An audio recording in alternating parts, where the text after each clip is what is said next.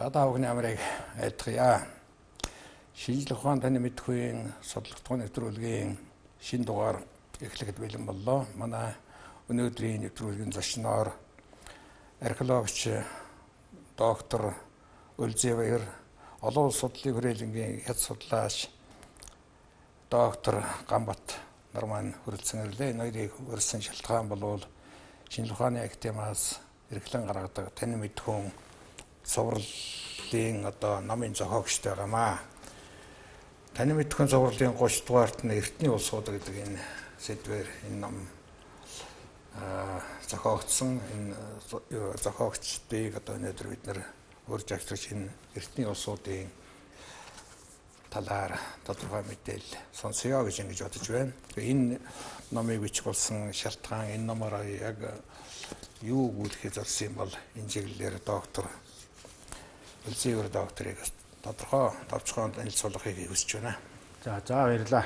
За тэгэхээр манай Ахмад үеийн судлаачд маань ер нь тухайн цаг үеийнхээ нөхцөл байдлаар ер нь Эртний улсуудын түүх түүнд хандах онол арга зүйн зарчим маань тийм ээ арай өөрөөр хэлэх юм бол ер нь нүүдлийн феодализм гэдэг ийм онолын хүрээнд тийм ээ ер нь Эртний улсуудын дунд феодалын харилцаа хэрхэн төлөвшөж хэрхэн босронгоо болж ирв гэдэг талаас нь өөрөөр хэлэх юм бол малаар дамжуулаад газартайгаа хэрхэн харилцаж гэнэ үү тийм энэ харилцаа маань яаж гүнзгийрж ирв гэдэг энэ үүднээс хандаж ирсэн байдаг. Өөрөөр хэлэх юм бол феодалын төстэй улсууд, феодалын бүрдлэн улсууд тийм ээ тэгээ феодалын улс гэх мэтээр ингэж тайлбарлаж ирсэн байдаг. За харин 2017 онд Монголын эртний түүх 5 бод зохиол бичигдсэн байгаа. За тэгэхээр энэ 5 бод зохиолын гол үзэл баримтал нь бол энэ ер нь эртний улсуудын давхраажлт тийм ээ. Ер нь эртний нүүдэлчдийн бий болгосон малач хуу эрхлэх өндөр соёл. За түүнийгээ дагаад хүмүүсийн нийгмийн байгууллал, за давхраажлт хэрхэн өрнөсөн тийм ээ.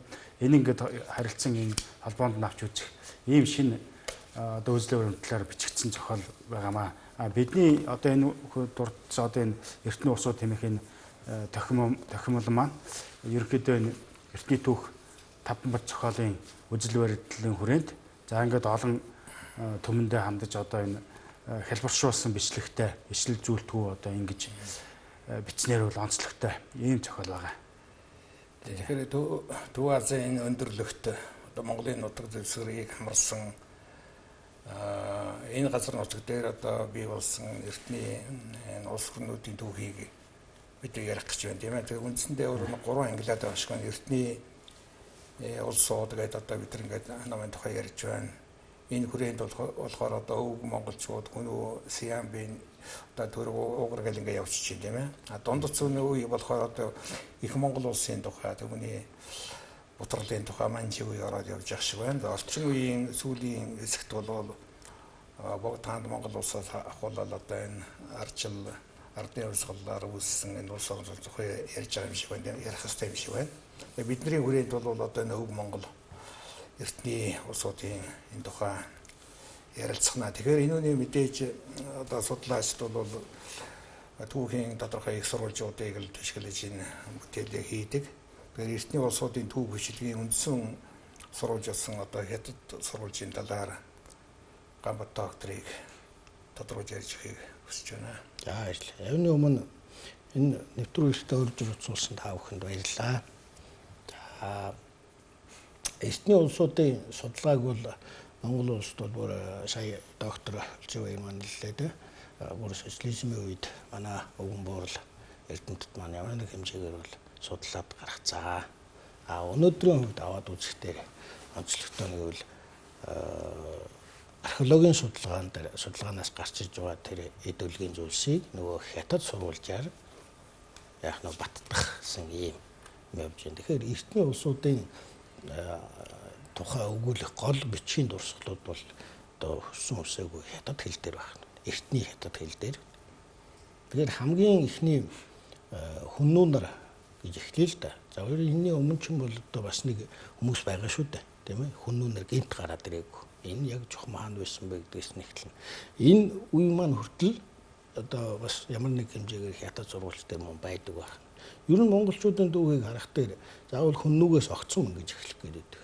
Гэтэл тэр маань суур нь бол нөгөө хүрэл хожуу хүрлийн үе гэж хэлж байна. Хүрэл түрүү төмрийн үед суурин тавигдсан байдаг. Тэр дөрвөлжин булш гэдэг нь өнөөдөр бид нар Монгол улсын нутаг дэвсгэрээр явж байхад олон буган чулуунууд байдаг шүү дээ, тийм ээ.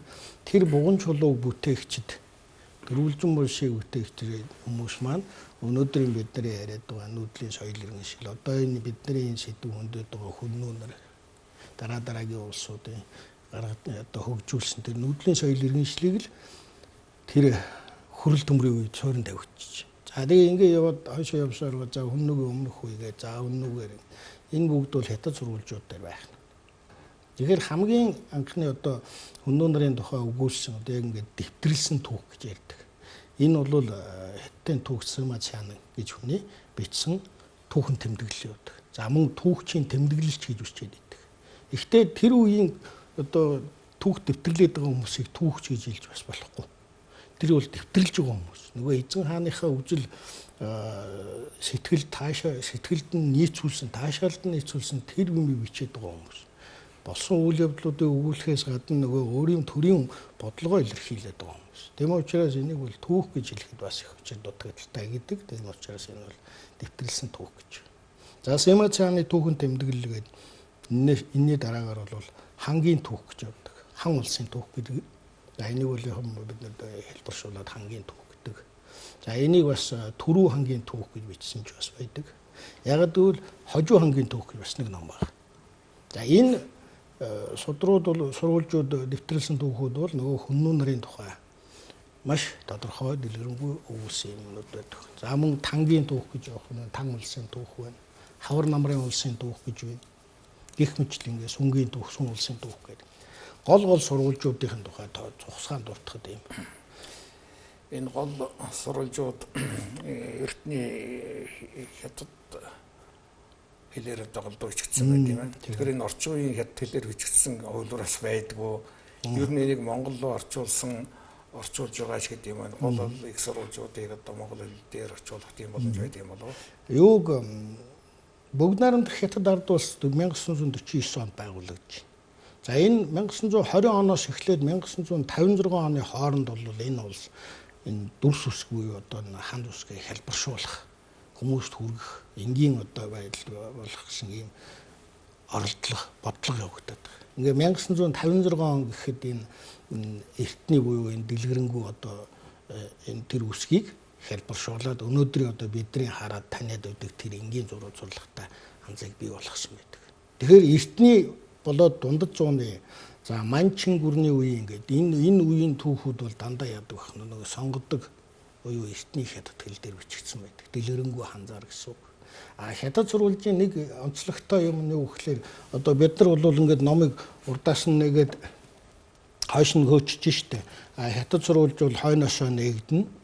За тэгээд баруунаас зүүн тийшээ бичигдэж явах байх жишээтэй. Нэг бас нэг адармаатай хэцүү юм нь юу гэдэг вэ гэхээр энэ хятад сурвалжид цэг таслал гэж байхгүй. Тэгээд тэрийг нөгөө амьсгалаа тааруулж ингэж нөгөө тактар темпер уншдаг юм байдаг. Одоо нөгөө сүм хийдэд нэг бомбын шишинтнүүд нэг ном мод тогшоо сууж үүдэг яг л тэр темп нь явж байгаа юм билээ л дээ уг нь бол. Тэгээд тэр темпийн дагуу уншдаг. Тэгээд эртний энэ хятад хэл дээр бичигдсэн сурвалжууд бол жоохон маргаантай байдаг. Зарим ханзын одоо таслаа наадах чинь бурууд авчихна. Чигээ буруу авцаа наад үн чинь гэдэг чинь. Ингээд нэг утга жоохон төөрөлдөх юм бий байдаг. Яг хөө 1970-аас 80-аад оны үед за 90-ад он хүртэл бол зөвлөлтийн эрдэмтэд бол энийг орос хэлэнд орчуулах Вяткин аав хүү хоёр Вяткин байна, Таскин байна. За Сахаров энэ том эрдэмтэд бол орчуулсан орос хэлэнд.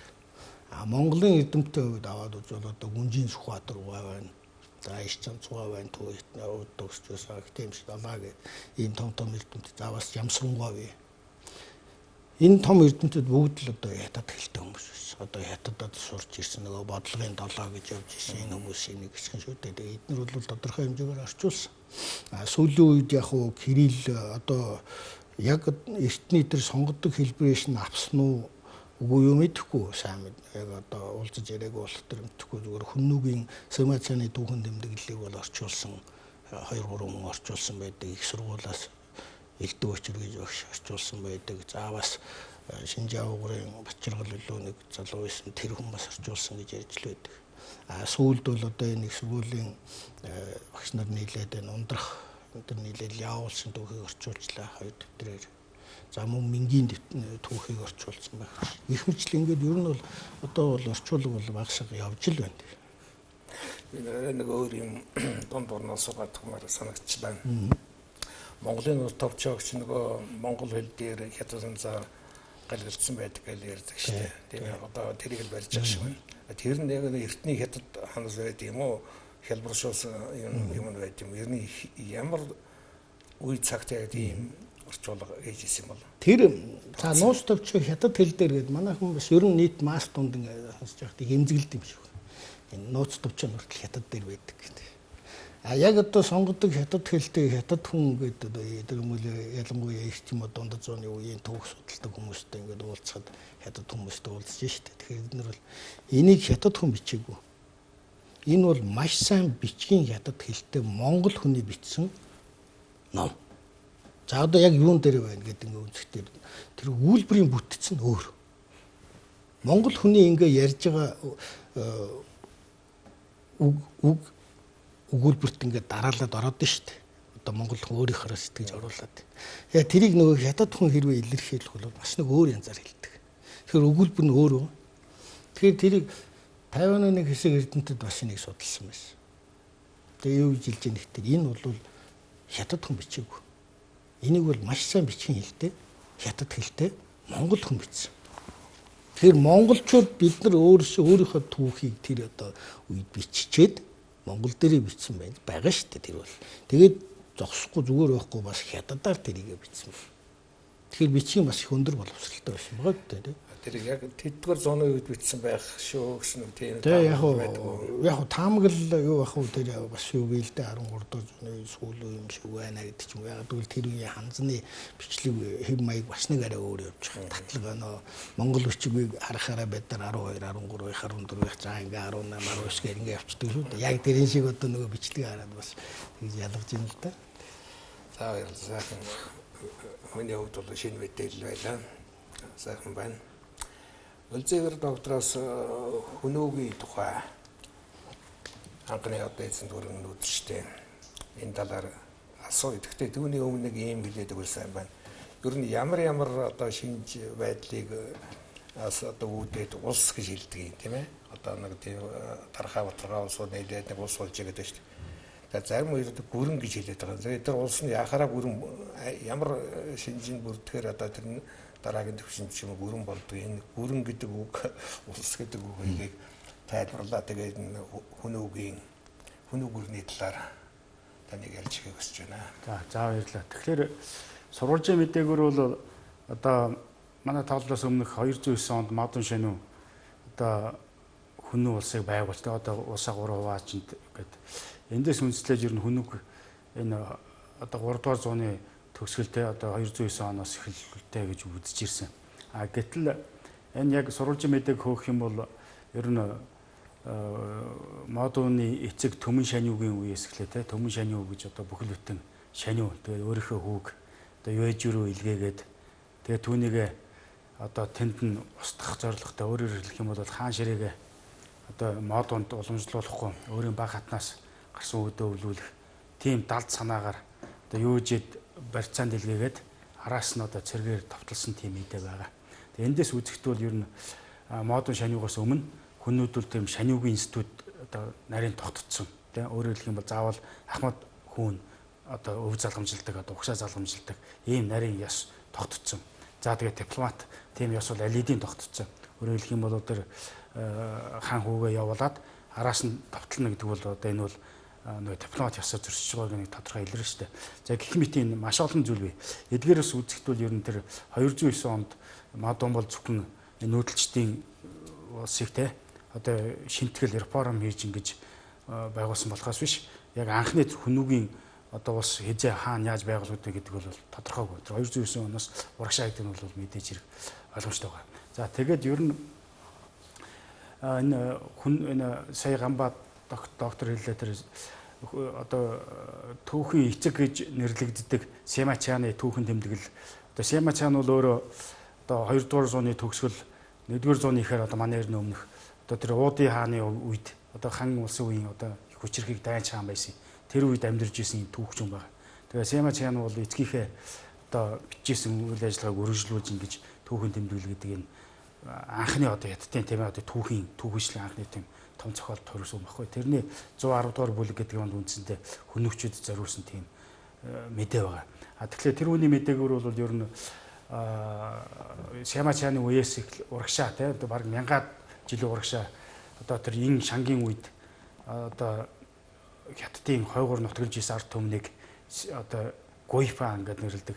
За тэгээ дараа нь одоо Жаогу эсэхлээ Сяньюан тэгээд Жунди гээд гисэр явсаргаа 4-р зууны үеэс эхлээд Хүннүү, Хуу гэсэн нэр хятад сурвалжид гарч ирж байгаа тэр Сямачаны тэмдэглэлээс үзэхэд тэгээ мань хүн өөрөө бол эдгээр нэр гарч байгаа энэ одоо умардын аймагуудыг бүхэлд нь одоо хүннүүчүүдийн өвөг гэж үзсэн байна.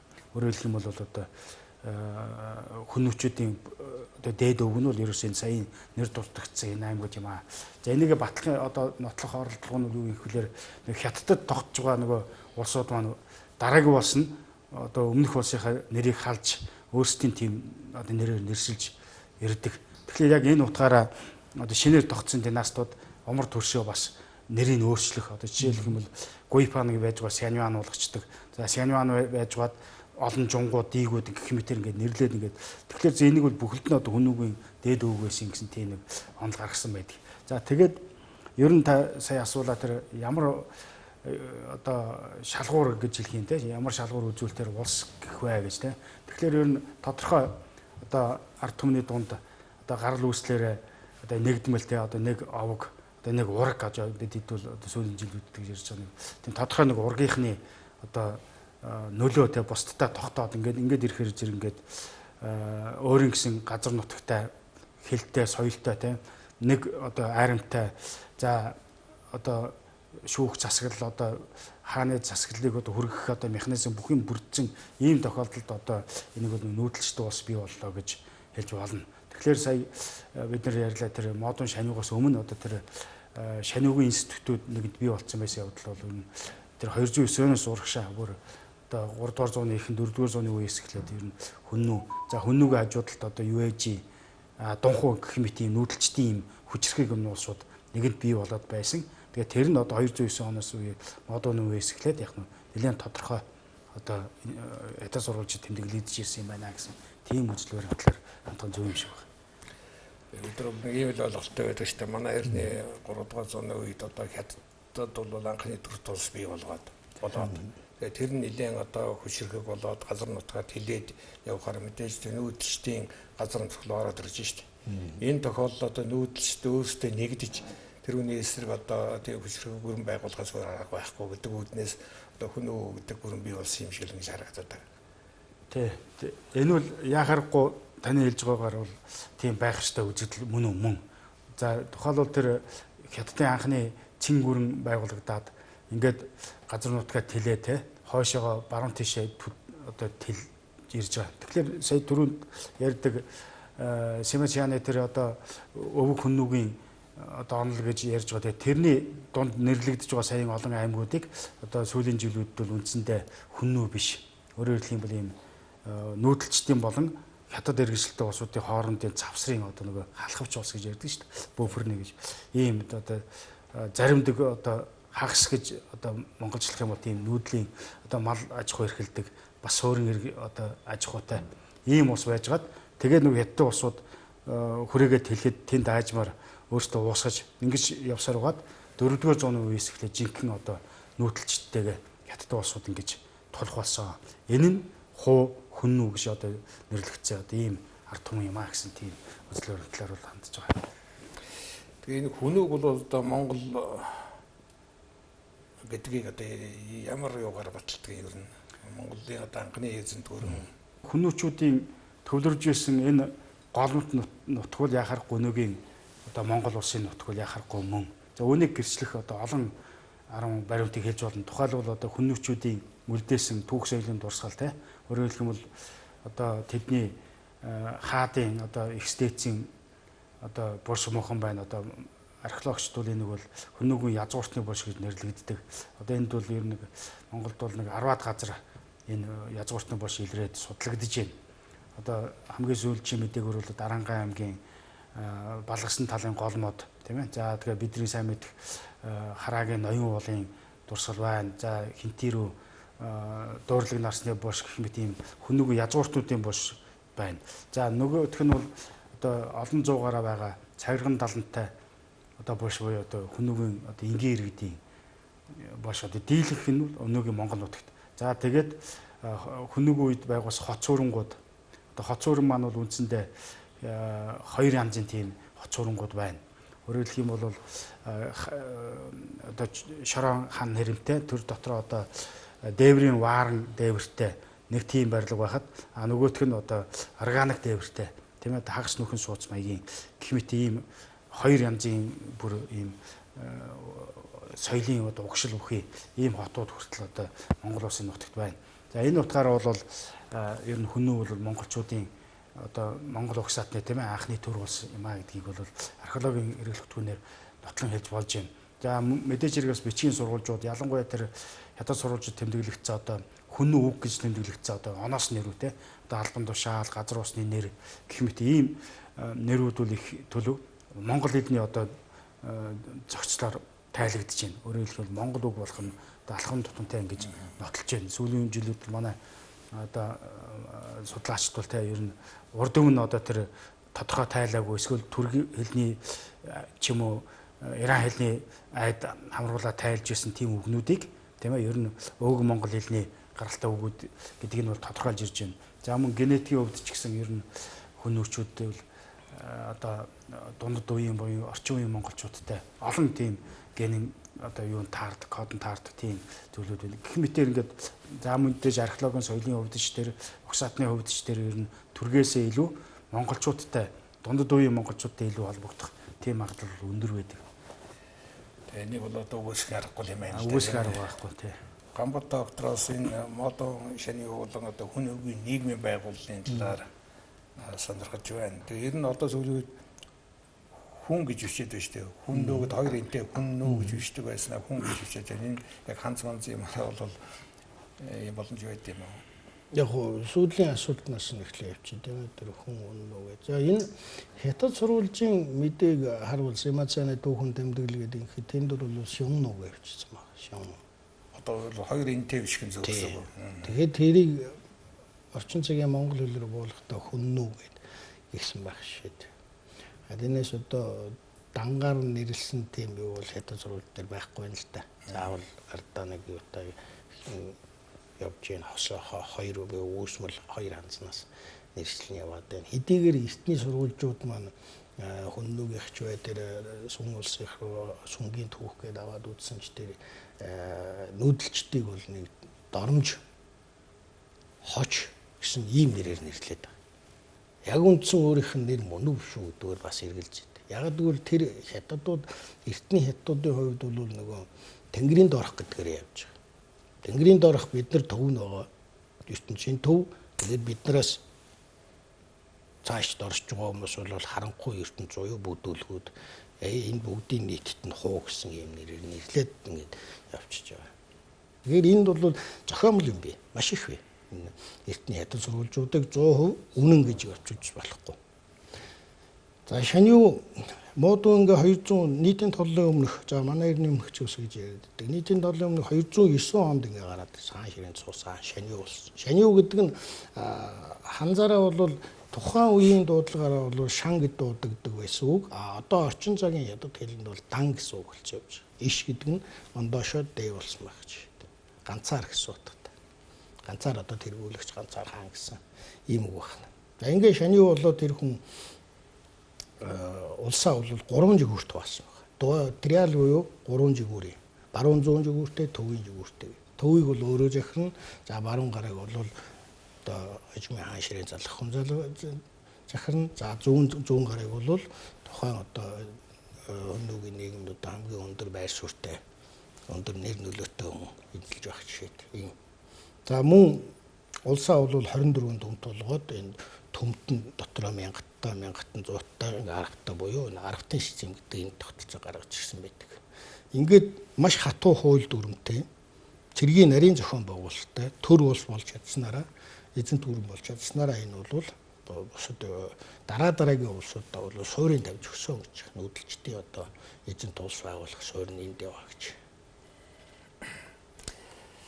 Энэ бол цаашгаа ингээ уламжлагдаад. Тий, энэ ингээ уламжлагдсаар байгаад одоо сүүлдээ Монголын эзэнт гүрний үегээд ингээд гараад ирэхээр нөгөө эзэн Чингис хаан яасан бах вэ? Энэ улам нарийн зохион байгуулалтаа зэгцтэй тодорхой болгоод хуульчлаад ингээд цааш наваа явсан байх шиг. За энэ хүмүүгийн талаар нэлээд явгын юм ярмаар байна. Гэтэл цаана олон улсуудын байж байдаг. Тэгээ энэ Сиамби улсын тухай, энэ Жужааны тухай ярих байлаа үзээгээр доктор. Энд нэг юм асуухад Сиамбиг чинь сүм булс гэдэг хэлээд байж таас. Жужааныг болох нь 90 улс гэдэг тийм ээ. Ядааны хятан гэдэг. Энэ одоо сүүлийн үеийн нэрч би энүүгээр аливаар нь явах хэрэгтэй юм. За тэгэхээр энэ Сиамбийн тухай одоо нэрвэл мөн л одоо модон шаниутай холбогдож гарч ирдэг.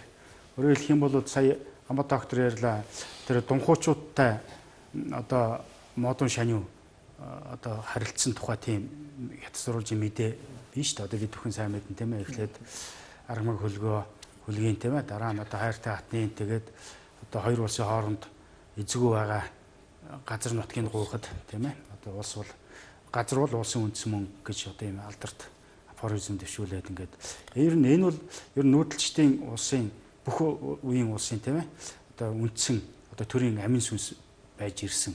За хоёрдугаар сая бас улсаа баруун зүүн 3 одоо ингэж 3 жигүүр хуваадаг. Энэ бол ер нь дараагийн улсууд одоо бидний ярих ч Сиамби, Жужаан тий. За тэгээд Гедааны үед энэ 3 жигүүр хуваах одоо энэ уламжлал тасралгүй явсаар байгаад их Чингис хаанд ирсэн байгаа. За тэгээд яг хуу энэ Дунхуг буцагсны дараа одоо Дунхуу бол бутарч одоо Ухаан Сиамби гэсэн хоёр аймаг одоо гарч ирж сургууль одоо түүхийн нэрэнд бол ингээд Сиамбичууд өнөөс хойш одоо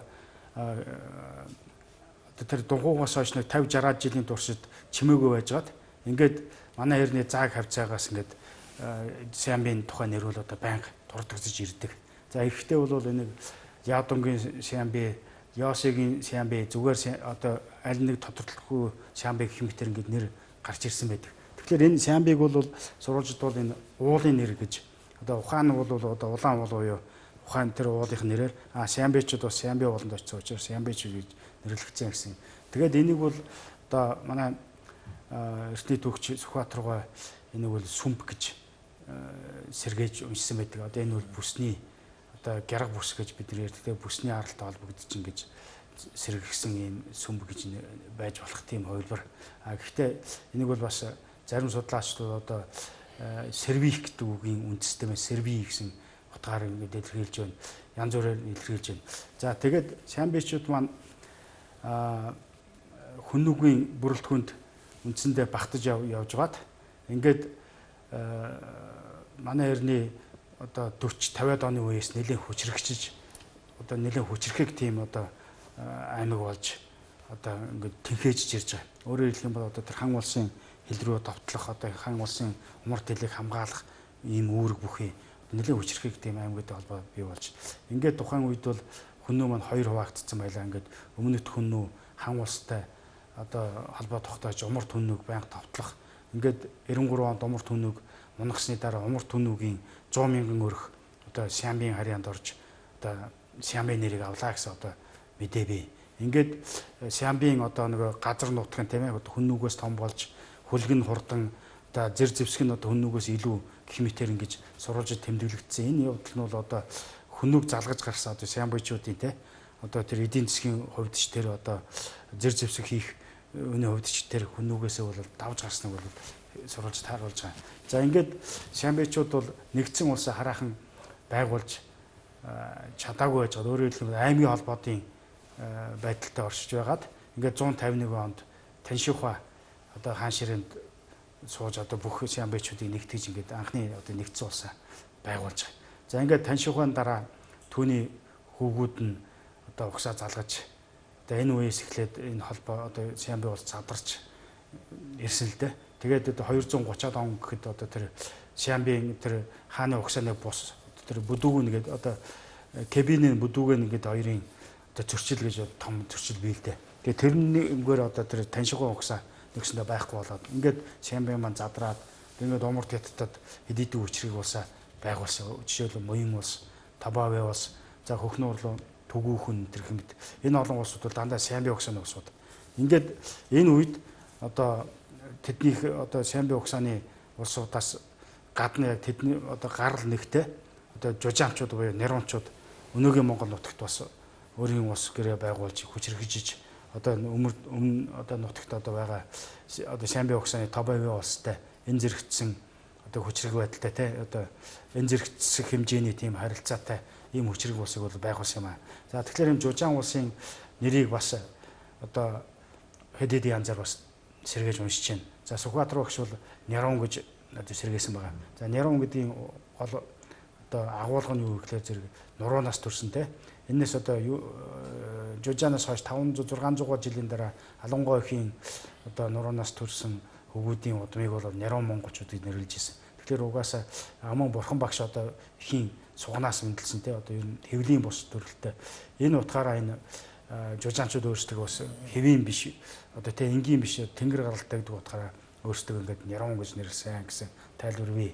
За мөн хятад судлаач Хамт Сурангаа энэ Жужаан гэдэг улсыг бол монгол хэлний Зузаан гэдэг үгний одоо үг байна. Өөрөөр хэлбэл одоо Чарууга улсаа байгуулад одоо Жужаан гэдэг нь одоо улсаа ингээд Зузаан Батбэх байхыг бэлэгдэж тийм ээ. Ингэж монгол хэлний Зузаан гэдэг.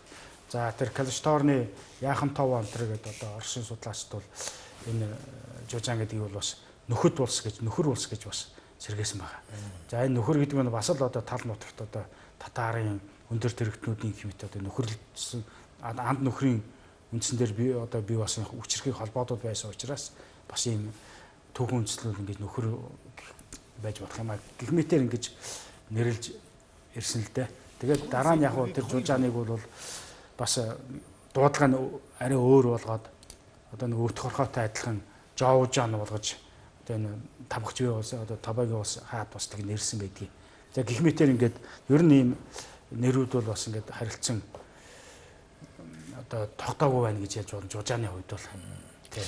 Юун дээр тэр модон шинэ хэлдэг тэр газар бол улсын үндэс өгч хэрхэж үл болно гэсэн энэ үг байна шүү дээ.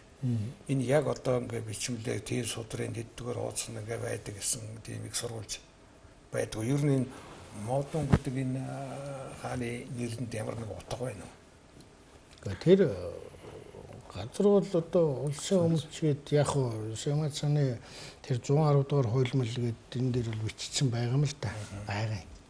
Гэхдээ энэ хүн яг өөрөө хэлсэн үгүй юу гэдэг нь эргэлзээтэй. Хятад сурвалж яг эртний хятад судлалын хүмүүсийн дунд энэ бол бас маргаантай зүйлийн нэг гэж явдаг. Эртний нүүдэлчдийн хувьд одоо газар гэж юу байх вэ? Эх орон буюу одоо нутаг гэж юу байх вэ гэдэг. За тэр газар бол улсын өмчөө гэдгийг бол Сэмацян тухайн үед утга одоо эрчимжүүлэх энэ утгаар бас нэмд өөрөө нөхөж оруулсан байж магадгүй гэсэн нэг юм эргэлзээ бас явдаг. Үнэхээр тэр сул газар өгчхөө наадах чинь тэгтээ дөрвөө та нарт эзэмгүй юм чинь ихт нь одоо зэрэгэлж орсон юм үйл явдал болсон гэдэг тэр Сэмацянтай тэмдэглээ биччихсэн байх шүү дээ. Тэгээд бид нар энэс үүдээд энэ бол Модон гэдэг хүн ингэж хэлжээ гэсэн юм аягаар яаж байна. За яг Модон гэдгийг хятадаар бол Модон гэж уншина. Модон гэж. Монгол хэлэнд бол энийг Модон шин юу гэдэг ингэ яваад байгаа. За энэ үг ямар учир утгатай байж болох вэ гэдгийг бас л янз бүр байна л та. Тэгээд ихэнх одоо хятад судлалын эрдэмтд бол энэ дуудлага дагуулсан гэж ярьдаг. Тухайн хүний нэрийг сонсож байгаад энэ хүн одоо хятадаараа дуудлага дагуулад ичжээ гэж. Ягаад гэвэл тэр хоёр ханц хоорондоо ямар нэг утга юуны холбогдлоггүй хоёр салангад тусдаа ханц явдаг. Тэм учраас энэ бол магадгүй тэр хүмүүсийн хоорондоо хүмүүс нарын тэр 2000 гаруй жилийн өмнө хүмүүчүүд хоорондоо тэгж нэрлж өшнийг нэг тэмдэгсэн байж болох юм гэж. Би түрүүн бас хэлхээ мартсан байна. Энэ модон шаны үгийн үед, өмнөгийн улсын үед ер нь олон улсын дипломатын дүүхэнд анхудаага гэж хэлж болох тэр инх хөргийн гэрээ гарч иж байгаа шүү дээ. Инх хөргийн гэрээ. Тэр 200 оны үед нийтийн тооллын өмнө 200 оны үед бол модон өөрийн зэрэгтэйгээ хэдэн нутаг төрж орж байгаа. За тэр Баядын уулын дэргэд бол маш том тулаан болж байгаа. Нөгөө хятадын цэргийг явган цэрэг нь ардаа, морин цэрэг нь урдаа явдаг. Тэгэхээр морин цэрэг нь явган цэргээс салгацсан. Ингээд бүслээд 7 хоног байлцны эцэст Гауди хаан болол шууд яах вэ гэдэг бууж өгье. Гэрээ байгуулын найрамдыг гэсэн. Яг тэгвэл цэрэгээ бүтэн ядуулснаас тэр хүнд найрамдах нь илүү ашигтай болж байна. Энэ бол дипломат буюу олон улсын түвшинд хамгийн анх удаага байгуулагдсан тэгш хэрэгтэй гэрээ гэж явдаг. Газар өөрийн тус тусын улсынхаа хэлийн заагийг маш тодорхой зааглаж өгсөн. Тэгээд тэгш хэрэгтэй байгуулагдсан гэрээ гэдэг учраас энэ бол анхны ийм хоёр хөрш улсын хооронд байгуулж ирсэн юм тэгш хэрэгтэй гэрээ гэж инх хөргийн гэрээ гэдгээр явдаг. Тэр яг юу гэсэн үг инх хөргийн гэрээ гэдэг чинь? Инх хөргийн гэрээ гэдгээр жишээлбэл хамгийн төрөөс шаниуд гүнжээ явуулах нэ. Ер нь энэ эртний улсуудын нэг нийтлэг одоо эртний аж ахуй соёлын тийм онцлогуд байсан байх тийм ээ. Тэр талаар за нүүдлийн эзэнт гүрэн гэдэг байгаа шүү дээ. Нүүдэлчдийн улс гэдэг. Энэ бол гол цөмөн гэхээр юу байх нь нүүдлийн мал аж ахуй явж байна л гэсэн. За Сэмазаны түүхэн тэмдэглэл юм уу эсвэл хамгийн түүхт ингээл дараагийн түүхүүдээр харахад бол эднэр бол одоо бид нар бэлчээр сэлгэж гэлээд байна тийм үү. Эднэр бол нэг газараас нөгөөд гэж үчээд байгаа. Нэг хятад хүн харахаар ойлгохгүй байгаа шүү дээ. Тэгээд ямар ч зориггүйгээр ингээд нэг газараас нөгөөрөө ингээд тэнээ яваад идэх хүмүүс гэж. Сэмазаны үгээр хэрвээ хэлэх юм бол оромжоож ирсэн мөнхийн гуйлагч гэж ирдэг. Илчилгүй талд гэж хэлж байгаа. Илчилгүй талд оромжоож ирж мөнхийн эсвэлж явдаг гуйлагч гэсэн юм утгатай гарчдаг. Тэр нөгөө нэг философи яваад байна. Тий, яг л нөгөө нэг Доромж маягийн тэр философи ерөөсөө битүү байдаг зүйл. Шинээр тоо байгалаа дагаал, малаа дагаал, удирлаа дагаал гэж байгаа шүү дээ. Нүүдэлчд 5 хөшөө малтай. Тэр хүн ингээд мэдийг уншаад ингээд одоо ингээд ялгаж салгах юм бол 5 хөшөө малтай байжээ. За хүмүүнээр адуу маш их адуутай, маш их хон ямаатай. Дээр нь сонин амтан гэвэл тэмээ байна гэж хэлж байгаа. За одоо магадгүй тааж байгаа нь юу гэхээр хулан байжээ, тахи байжээ гэсэн юм байна. Яг гэвэл тэнд хоёр учир нь олдохгүй амтны нэр яваад байна гэдэг байгаа. Тэгээд тэр тооцоо гэдэг нь бол тахи байж болох юм, коули гэдэг нь хулан байж магадгүй гэсэн юм таамаггүй. Тэгэхээр энэ нүүдэлчд бол яасан байх нь 5 хөшөө малтай байжээ. Өнөөдрийн бидний хараад байгаа нь 5 хөшөө мал тэр 2000 гаруй жилийн тэртет мөн байсан байх нь байна. За энэс гадна бол гар урлал хөгжсөн байсан. Гар урлал хөгжсөнийг яаж мэдээд байна гэхээр археологийн дурсгалаар энэ тухайн нутгийн гэж байгаа шүү дээ. Тухайн нутгийн шавар ашиглаад хийсэн, шатааж хийсэн ваар гарч ирж байна гэж. За нөгөө нэг худалдааны буюу одоо солилцоон журмаар одоо ирж байгаа ваарыг бас яах нь үзэхэд хийц нь өөр гарна. Орон нутгийн шавраар хийсэн ваар бол дахиад нөгөөр гарах жишээ. За ийм нэг юм. За орон нутгийн жанртай бас бага жанрын одоо нэг оёдл нэхмэл гэсэн юмнууд хөгжиж байсан байна. За мэдээж төмөрлийн үйлдвэртэй байсан байх жишээ. Соёлын хувьд ямар онцлог байсан? Яг нь тэр бодит зүйлүүд бол ингээд археологийн албар юмд тогтоогдож болоод байна. Жишээл одоо дуу хуурч гэдэг юм уу? Одоо уран зохиолын яруу найрагч гэдэг юм уу? Ийм дурсгал юм тэр үед эртний улсуудад ямар хуу онцлогтой байсан соёлын хувьд гэдгийг тогтоох юм боломж байдаг юу? За дуу гэхээр тэр Сэмазаны дуугийн тэмдэглэлд энэ нүүдэлчд чонлогоо адил уйлдаг гэж бичсэн байдаг. Тэр нь бол нөгөө уртын дуу явж байна гэж харж байна. Саяхан бол энэ профессор Очиргоо нарын хүмүүс Монгол туйлыг судлаад энэ дотор бол ер нь тэр хөрөл төмрийн үеэс эхэлсэн юм байна энэ туйл гэдэг юм. За уртын дууч тэр үед үүсжээ. Тэгэхээр 3000 гаруй жилийн тэлтээгээс бол энэ уртын дуу гэдэг юм бол үүссэн байна гэдгийг бол тогтооч. За тэгээд тэр үедээ мөн зэрэгцээ тэр туйл гарч ирчихсэн баг ч. Тэгэхээр энэ хүмүүн нарын дунд бол энэ туйл буюу энэ уртын дуу энэ бол монол байсан л байна. Хэрвзээс мацхан бичгтээ дээр чонлог байдал бол хима гэдэг бол энэ бол нөгөө уртын дууны явж явах жишээ. Түрэг уугрын дурсууд зүйлсийн тухай жужааны болоо эртний монголчуудын угсаатан болох тухай гэдэг олон зүйлийг асуумаар байлаа л да. Тэгтээ эдэртэй холбоотой товчхон зайлшгүй хэлэх ёстой зүйл юу байна? За тэгэхээр яг хятад сурвалжийн мэдээгээр одоо нүүдэлчдийн эрхлэх аж ахуйн талаар бол бас нэлээд тодорхой дурдсан байдаг. За тухайлбал хүннүү жужаанчуудыг бол манай гамба хэллээ тэр ер нь нүүдлийн аргаар амьдарч ирсэн те өөрөөр хэлбэл усны тунгалгыг бэлчээрийн сайхныг хөөж ингэ нэгээс нөгөөрөө байнга гэж нүүдэлж амьдардаг. За тэд бол одоо дотор гадраа одоо давхар хэрэмтэй одоо тийм хоцуурн байхгүй. Хэдий тийм боловч одоо бүгд хувь газартай гэсэн тийм нэг онцлог мэдээ байдаг. Энэ маа юу гэж яах вэ гэхээр ер нь манай малчид өвөд идсэн манай бас газрыг бол их эрхэмлдэг. Өөрсдийн тийм газар орон одоо бэлчээр юм аа бол мэддэг. Тодорхой нэг бүл тий одоо овгууд бол өөрсдийн газар орноо бол одоо хамгаалдаг одоо тий өөрсдийн эзэмшилтэй байна гэдгийг бол энэ сурвалж дээр бол харуулж өгч байгаа. За тэгээд одоо мал аж ахуй мал эрхлэх одоо тэдний гаралтай бүтээгдэхүүн одоо яаж боловсруулах талаар одоо хятадтай улсуудтай худалдаа 8 эрхэлж исэн тэрний бүрэлдэхүүнд нь малын гаралтай болон ангийн гаралтай бүтээгдэхүүнүүд их байсан тухай бол бас мэдээвэл их биелдэ.